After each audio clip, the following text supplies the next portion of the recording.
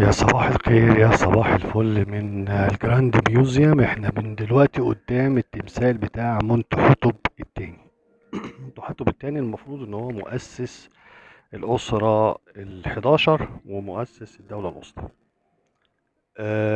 كل معلوماتنا عن منتحتب التاني ان هو اول ملك يصمم وينشئ قبر أوزيري، ما يعرف بالقبر الأوزيري.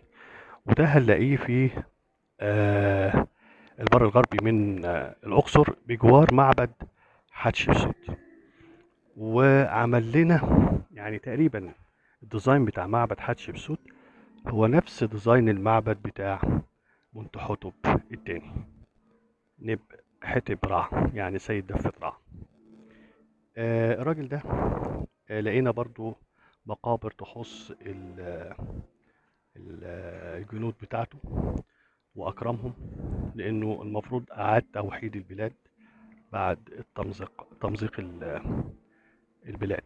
ويعتبر العصر بتاعه من العصور استقرار الوحدة، لأن لقينا اسمه مكتوب بالمداد الأحمر في بردية تورين. ويعتبر هو المؤسس الثاني للدولة الموحدة. شايفين بقى الوضع الأوزيري. تمام. طيب، في هنا بقى لوحة جميلة جدا. اللوحة دي هو زي ما بيقولوا عدم نكران الجميل.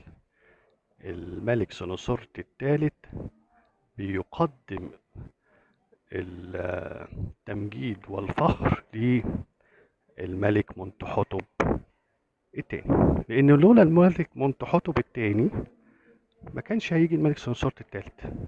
شايفين بقى القدماء بيذكروا أبطال بعض على بعض ازاي.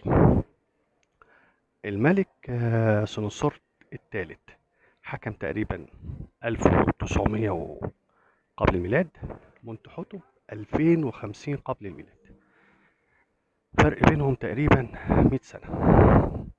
منتحتب الأسرة ال11، سنوسرت الأسرة ال12.